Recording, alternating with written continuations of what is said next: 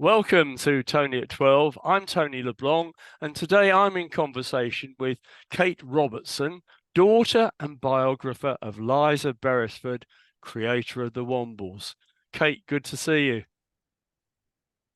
Hi, Tony. It's great to see you too. I wish I And was in Alderney with you. yeah, it's quite nice and cool here at the moment, cool and sunny, which is the way we like it. Kate's just written this book. Does that come round the right way, Kate? It has, yes. Yeah, Yep. that's You good could, because it's back to front on the screen. And she was over in Alderney a few weeks ago to give a little talk at the museum about it. I think if we can start off with mother's parents, because they seem yes. to be an interesting couple. Yes. They were in that. Actually, Granny was the second wife of J.D. Beresford, the novelist, Mum's father. And they were really terribly ill-suited, but they had four children. And they started off. He was quite a well-known novelist at the time when they met. And they moved to France briefly. Mum always said to escape the taxman, but I think he, JD, as he was known, wanted to find new copy. He'd done a lot of novels about England and set in England, and he was looking at France. Anyway, yes, Mum was born in Paris. Um, and she always, I think, rather quite enjoyed that slight eccentricity, especially as you know from reading the book, the my grandfather who hated bureaucracy of any sort, and refused to register her birth. So the gendarmes came along and sort of semi-arrested him and took him off to the Hotel de Ville, or the police station, and over a game of cards, he succumbed to them and said, okay. And he produced, they gave him a certificate, which is not like our birth certificates, but it was a sort of Yeah, good typed up, enough. Mm. typed up thing from the mayor. Yes. And that's what Mum had all her life to say she was who she was. I have to say, I love the quote, didn't believe in bureaucracy. What a Yeah. good guy he must have been. Now, Yeah. he was born in 1873, and his wife Yeah. Beatrice Evelyn, known as Evelyn. Trizzy, was born in 1880.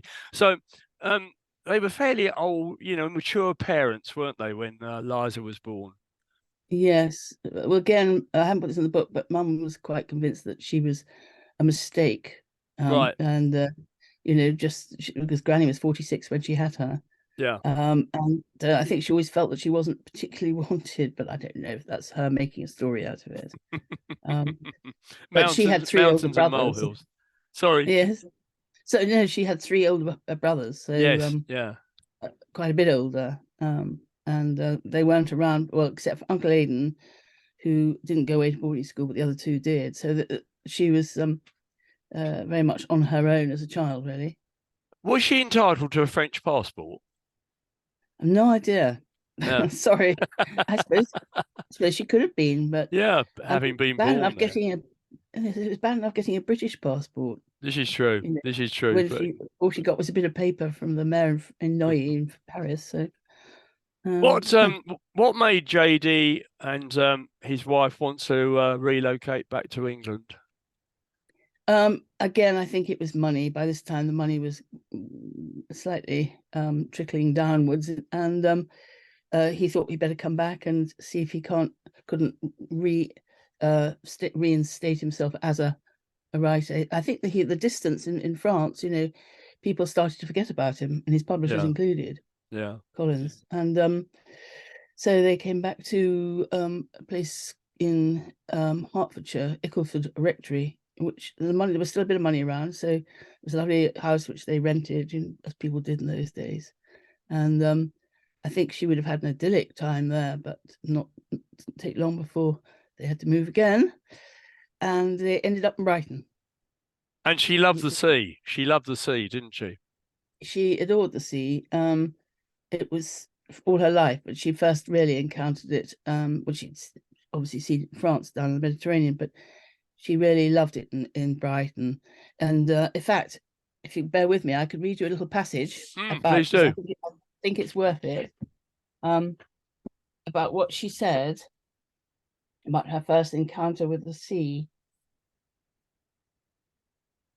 this is directly from Mum. She said, "I loved it. At night, you could hear the growl of the waves as they pulled backwards and forwards across the shingle, and there was always the taste of salt in the air, and it was scattered across the windows with the gulls wheeling and screeching overhead. And I became fanatical about bathing. When I finally mastered breaststroke, I set out instantly for France. Fortunately, somebody spotted me as I reached the end of Banjo Groin, and a bad-tempered fisherman was sent off in pursuit. I didn't understand what all the fuss was about." That was Yeah, very well, kicking off. that is her all over, I guess. You know, from It that is. point of view. Yeah, I mean, very anybody who much knew so. her on the beach in Alderney will have known that she used to sort of backstroke over from Corblitz to Arch, Yeah, or from Soy to yeah. Arch. She would go for miles, you know. I mean, coming But back to JD and the relocation, presumably, you know, we sort of take so many things for granted these days, the mm, internet, mm, emails, etc., etc. You know, bit difficult to communicate from France to England, I would think, you mm, know, having to rely on post and everything else. So you mm, can see his point of view in terms of coming back to the UK. yes, What happened then? I mean, did he resuscitate his career, or you know, did not the really. decline continue? He started to go off at funny tangents with his writing, and he got into sort of existentialism and spiritualism and goodness knows what, which was not a sort of genre that people were interested in then. And so poor old Trissy was trying to make ends meet, and she was getting crosser and crosser with him because he was not a practical man, and you know, the boys were away at school, and it was all costing money. Mm. So from that Argued point of quite a view, bit. she had to take the lead and say, how can we actually capitalize on what assets we've got? Yeah, And that's when the guest house within the yeah, house came about. Yeah. exactly. And it was first of all, it was, you know, a few rooms, lodgers and so on, rather sort of genteel ladies who had either been spinsters of this parish, probably be missionaries and things, or the sisters of clergymen. It was that sort of thing in those days. And then, of course, this meant that Mum was in a house full of old people, Mm. which was not great. I mean, she was obviously going off to school and things, but not a great place to be when you're a child.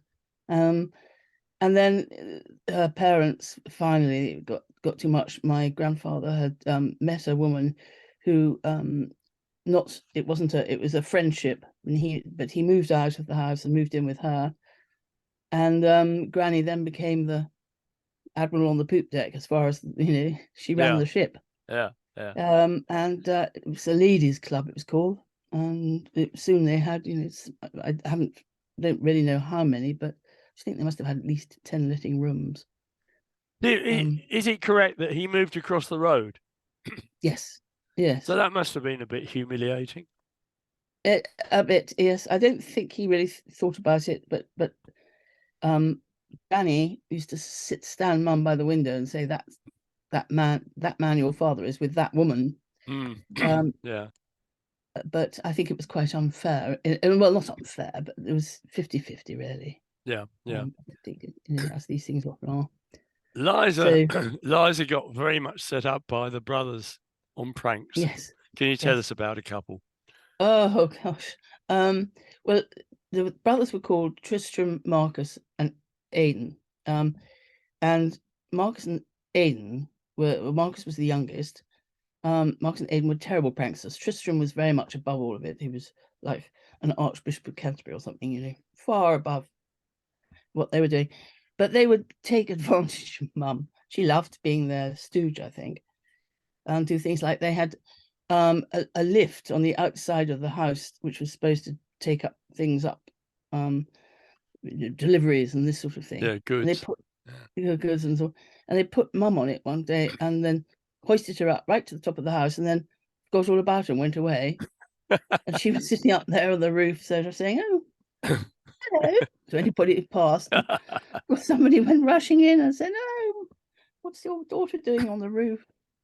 But Mum she was did she didn't totally, panic. She didn't panic. totally unconcerned, she said. Yeah. Yeah. Yeah, so Um, that was one of several, wasn't it?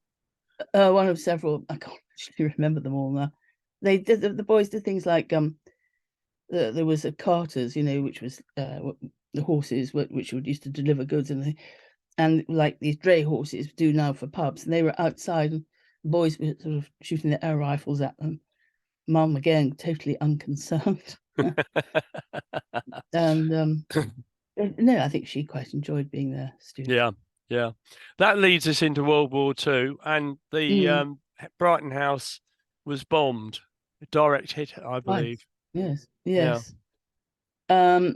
The first one, she said that was when she came home from school, and there was the postman lying dead outside the house, and it's the first person she'd seen was dead, and she felt terrible. It was such a pathetic scene because he was still holding the letters undelivered, and the cook was had to be dug out, but was fine. Unless I'm conflating two, maybe conflating, because later on she was also bombed again. The first time they were bombed, she was sent off to boarding school because her school was bombed as well, and it was felt that it wasn't safe. So she went to St. Catherine's, which is actually not far from where I am now. Hated it for a term. Came back, and then they were bombed again. And that was when she said that all the windows shattered. And she'd just been taking up a tea to Granny, a cup of tea in the afternoon, and she was thrown across Granny's bed. She was so pleased as the glass shattered in every direction that she still got the tray, and hadn't upset the tea. But she did say, used a profanity, I suppose is the word, and Granny shot up in bed, not caring about the bombs or anything like, Elizabeth, don't swear. So hit by a bomb, something really traumatic. I mean, I think everyone would utter a profanity at that point. Definitely. Yes. The house was totally wrecked, wasn't it? I think it was totally wrecked because maybe been totally wrecked, but was unlivable at that time. Yeah. And they both then went to live in Ditchling for a bit. Yes. And did they take the old ladies with them? No, the old ladies all went dispersed. Oh, right. Yes. Okay. Yeah. So they were in. Then they had a whole new lot when they came back from Ditchling, and right. So I expect some of the old ones came back. I don't know. I haven't got the evidence. So towards the end of the World War II, Liza joins up as a Wren. Yeah. She enjoyed her military service, I think. Yeah, I think so too. She was it was all part of the she was on a land ship, so to speak, when she was qualified enough to be trusted to do anything, and she was receiving German Morse code, which she was taking down, and then it would go off to the messenger, who would take it to Bletchley Park. So she did eventually get her Bletchley Park badge, but she had a good time as well. She hitchhiked around a lot with her fellow Wrens, and I think saw more of the world and discovered boys, and all had quite a good war at the end of it all. Yeah. And she was away from the old ladies in the, and Granny. But you say in the book, of course, at the end of the war, she's demobbed, and in those days, you just came out of the services and you were left to your own devices to try and find employment. Yeah, there was a scheme whereby people were paid to go and do various things. Like for her, it was a secretarial course, which I think was about 6 months or something. Yeah, and she came up with shorthand and typing. So, and then it was Mum not being proactive herself, but Granny, a friend of hers, or one of the old ladies in the house, had friends up in London who might be able to give them a job. One was at Conservative Central Office, and the other was at the Foreign Office. So I like to think if she'd gone to the Foreign Office, she might have ended up a spy. She knew how to do Morse. Yeah, exactly. But the first place she went to, because it was the nearer when she got off the train, was the Conservative Central Office, and that's really where her career began. As a writer. As a writer. Yes, I mean, you don't sort of think on the hoof that somewhere like Conservative Central Office is going No, to provide the platform, but it did. no, it did. I don't think it would today, but I Yeah. probably haven't got. They've got a research department still, but this Mm. then was a huge sort of publicity department, which also seemed to have a sort of semi-government role of disseminating information about various British things that you could buy abroad, and Yeah. all our PRing really, and that's what she learned. She learned to write tightly about something, and she had this wonderful boss called Woody, who we used to call her Pie Can, and he went as his secretary, and he said she was a hopeless secretary, but we'll make a journalist out of you, Pie Can. And she did, and And he she did. did, yeah, absolutely, Yeah, yeah, and you know, I think your description about the way that office was run was very interesting, actually. You know, how that the was all mum. hierarchy operated Yes, and everything else. It was very good from yes, that point of view. So she then good. meets and marries Max Robertson, your father, Yeah. who I think was one of the finest tennis commentators ever. I don't know how he Mm, was able to get those words out as quickly as he did, because it was in the age of serve and volley. But mm, yes, you know, quite right. obviously, he impressed her at the time. Yes, I don't think I think it was a bit of a whirlwind. Mm. He was very decisive. He got his eye firmly fixed on her, and he arranged everything virtually without her knowing. I mean, not knowing, but uh, he was very efficient, Mm. and took her over to Holland to stay with a Dutch um, tennis player, Van Schwol, and then he came back to the UK and left her there, and arranged the registry office, and because he'd been married before, and the reception and everything. The only thing is, they never had photographers at their wedding, so we never got a picture of their Oh, wedding that's a day, which is shame. sad. Yeah, Yeah. yeah, yeah. So anyway, he went back to Holland and said, right, it's all arranged. Your mother's coming, your brother's going to take you up the aisle, so to speak, in the registry office. Um, and that was it. They got married in Brighton registry office, and they had a reception in London Mm. later. Mm. Mm. And then they were off to Yeah. I think Dad was working, so she went along with him. So, Um, sure, you know, I mean, obviously that Marcus and you were born. yes. Did she sort of give up writing for a while, you know, when you were young, or? No, she never stopped. Yeah, Never stopped. She, yeah. if anything, it was more because she was at home, not in an office. Hmm. So she got a lot of commissions through people that my father knew, in the BBC, Yeah, and began a radio career. But as well, people who knew publishers and so on. And she had her first book published in '56, which was the same year that Marcus was born. right. So, Yeah. and all the time she was writing for women's mags like Women's Own and Woman and so on. And she wrote, I don't know how many words over her lifetime. It's extraordinary because Millions of there was, millions. Yeah, oh, yeah. and she never stopped. I can remember well being a small child. She had her typewriter in what would have been a dressing room off their bedroom, and you could hear her typing away in there, and you couldn't go in until she'd finished. You know, Please do um, not enter the door until the last clack. yes, no one into the burrow. Not that it was the burrow then, of course, but yeah, yeah. Tell us about bit about the creation of the Wombles. About what time did Oh that come around? no, well, that's leaping forward a bit. She had had several books, children's books published, including some magic books, which were brilliant. And publisher Ernest Benn said, we want something new, something because Paddington had come out 2 years previously. Hmm.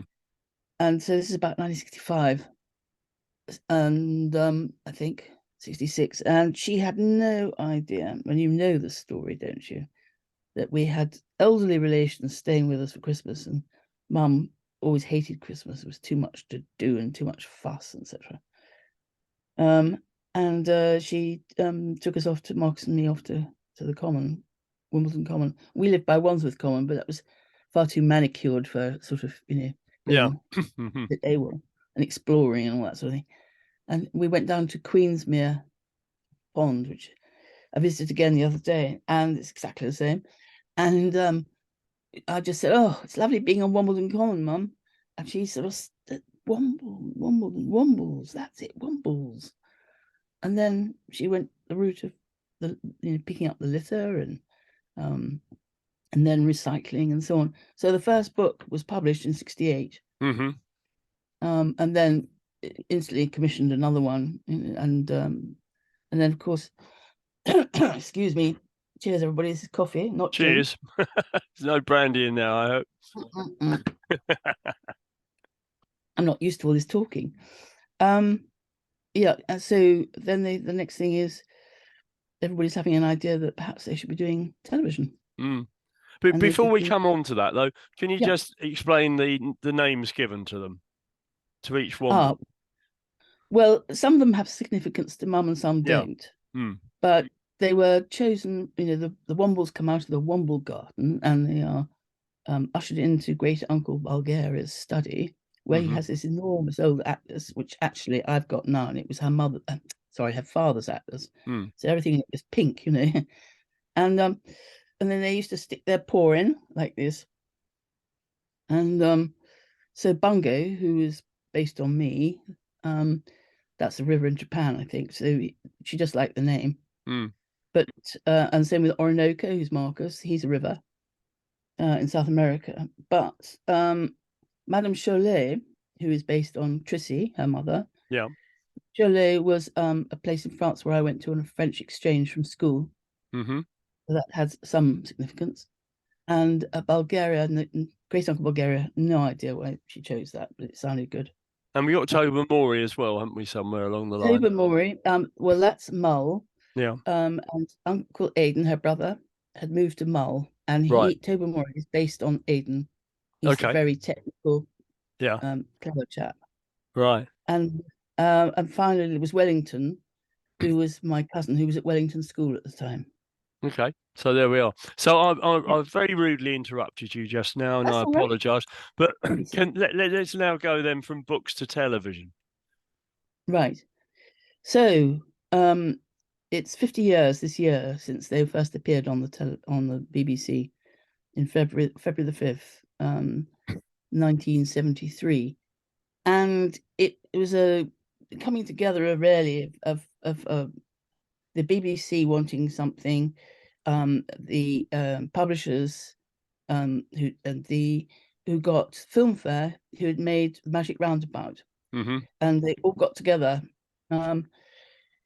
And Ivor Wood was the puppeteer, and he was a tremendous. He'd done Magic Roundabout. He was a tremendous imaginative man who got these wonderful puppets, which were only about that high, like about a foot high, if that.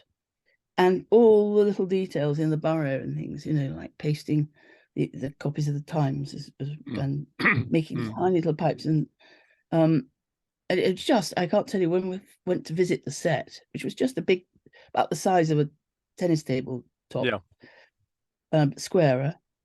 And there it was, fascinating. I mean, I was a teenager, almost. I think actually I was more than a teenager. I was 20 also.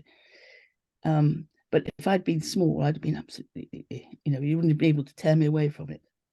And then of course we got Bernard for the voice, and Mike Batt did the music. And all these things worked really well. And of course that was in the day where you had to shoot a separate frame for each movement, almost, wasn't it? As opposed to computer generated stuff these days. Absolutely. But it had its own charm. Yeah. Marcus and I watched that first episode again recently, and I mean, I know Great Uncle Bulgaria looks as though he needs double hip replacement because they're like this, but they've got huge charm and no mouths, and the snout is moved and everything, and they look over it like that, and I think that obviously they can do far more with CGI, but it's a different sort of Womble in the future. Yeah. No, it's good as it was, I think. And of course, Bernard was Bernard Cribbins, Yes. and he was the ideal gentleman for the role, wasn't he? He was indeed. He made their voices. And before Bernard, Madame Cholet did not have a French accent. Right. After that, oh, Monsieur Bulgaria, she talked like that. Mum used to write over the French accent in the books. Yeah. And So he had, he did all the voices, yeah? yes, yeah. Mm. You wouldn't know it, but No, but I mean, absolutely. quite a complicated and difficult thing to do from that point of Well, view. And he then, gave. Sorry, I was just going to add. yeah, He gave little pauses because he was working his own, and that the animators loved that because that meant they could make the puppets move a bit more for each, yes, yeah. thing. So, So sorry, go on. they more or less did their bit around his soundtrack, yeah. Exactly. Mm, Yeah. mm. And Mum started to write the script with the pauses in it. So Yeah. Mike Batt, of course, then commercialized it a little bit in terms of the pop group, the yeah. Wombles, which appeared Mm-hmm. on television for quite frequently. Yeah. Did that help book sales, do you think? Oh yes, I'm Mm. sure it did. That Yeah, it kept the whole the more. publicity thing. I think even more it helped with the um licensing. Yeah, When you get pajamas with Wombles on and that sort of thing. yeah. Because of the kids loved the Wombles on telly, and the parents liked the music in the Mm, group, and yeah. so or vice versa sometimes. Hey, yeah, it undoubtedly helped. Yeah, and Yeah, it they helped had Mike as well. So yeah. Oh yeah. But they had several hits, didn't they? yep, yeah, they did quite well from that point of they view, did, which is they good did. news. Yep.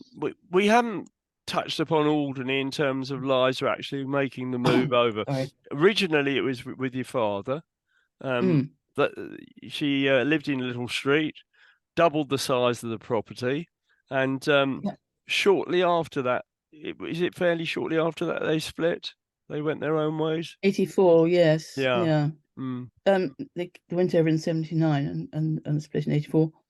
How my father ever thought he was going to enjoy Alderney, I don't know, because he loved going off to antique shops, and Yeah. he got work on the mainland and so on. Yeah. Whereas Mum didn't want to come actually because had always been her boat hole, Yeah. Alderney, where you Yeah. relaxed. But of course, once she was there, you couldn't get her off the rock, could you? Prizing her back here was really difficult. She fitted in very well. There was no doubt about that. I mean, I first knew her through the Alderney Railway. So that Yeah. sort of goes back to, I don't know, 1982, 83, something like that. Yes. And Yeah. she She was a got station involved. master. Yeah, she got involved in an awful lot of things and went into politics for a while. Yes, she loathed that. Um, she could not bear committee meetings. And why don't these blokes stop talking, get on and do And get something? on with it. Yes, absolutely. Hey, got something to tell you. Nothing's changed. Ah, yeah, From yeah. that point of view, it's all the same.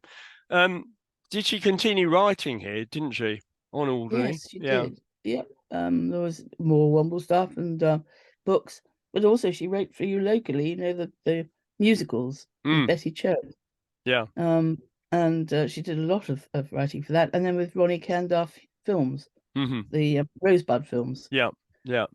It involved a lot of people on the island. It was great fun to do. Including Great Mrs. fun. Burridge as the Including star. Maggie. She was Rosebud, and she was Absolutely. she was absolutely so funny. I loved acting with Maggie. We did one of them where we were in the courtroom. Yeah. She and I were in the dock, and John Arlott was the judge, and Doddy, who's a lot of people may remember, who was the lighthouse keeper, was bowing and scraping across the set as the clerk. And Maggie and I just got hysterics. Poor Ronnie, who's getting really fed up, but Mum loved it. Loved it. Mr. Arlett's approach on that one, was he okay? He saw the funny side of it. Oh yes, he would. Yeah. He would, act up if he could, unless he had a pressing engagement. Oh But yeah, yeah, he loved it. absolutely, as one He loved does. it. She got involved with Lloyd's of London, as some of us did, and of course it all backfired and went horrifically Yeah, wrong. Um, that must have been worrying times for her. It was for us. it was horribly worrying. Mm, Marcus, my brother, was brilliant because he's got a good financial brain, yeah, and he got her syndicates changed and did all sorts. But even so, it looked at one point that she might have to sell the house and Yeah, everything, which would yeah. kill her really. So she'd And always said, you say in the book that she'd always had a fear of poverty. mm. Does that go back to her very early days as a child? I think so, because money was Mm. tight, Yeah, And yeah, then the war yeah. comes along, and everybody's on coupons, and it's you never know if your house is going to be, which it was, bombed, and Mm, you're out on the street again. It makes, I think, seared into her soul really about what yeah, yeah. being. So So she she was felt, always in her diaries, always worrying about money, yeah, yeah, um, yeah. and which is a huge shame. But everything was all right in the end with Lloyd's. It I eventually mean, got sorted out thanks to Mr. Warren Buffett, yes, the oh American yes, who bought the whole lot out, which was good. right, So that got right. us all off the hook from So that. you're all right, yes, Yeah, yeah, but yeah, I can understand how worried she was, and I think everyone entered it in good faith, not knowing that yeah, they'd got these huge asbestosis claims in the yes. pipeline, and these American lawyers going through libraries of lawsuits and everything else. So there we are. But she continued to live here, didn't she? Really, up for the rest of her life. She did. Yeah. I think the last time she left the island was 1999 to go to the palace to get her MBE, Right. which was what Marcus called Mum's best effort. um, and yeah, then she came back to Alderney, and she never left to get. Oh, she might have gone over to Guernsey for her hip Yeah, yeah, replacement, yeah, yeah, yeah. but She remained within the bailiwick. yeah, she did, and Alderney was her great love, and she had so much fun and pleasure from Alderney, Mm, so mm. as do many people. Yeah, very much so. And you know, Certainly, I thought it was rather nice in terms of the book. Says he hastily trying to find the right page in terms of the dedication. And you yes. say there, for the island of Alderney and her people past, present, and future, with my love and thanks. That's lovely. I'm glad you noticed that, Tony, because nobody else has. Yeah, First page I yeah, turn to. First page I turn good, to. And I think good. this is a super. There's a time when we have to thank you very much for coming over, telling us about Liza in the form of the book. It is a good book. I really enjoyed it, Oh, good. and I can recommend it. So there we are. Thank you. So Well, I so hope the thanks, library orders. Sorry. thanks ever so, Kate. Good to see you. Thanks, Tony, very much. It's been very nice to see you too.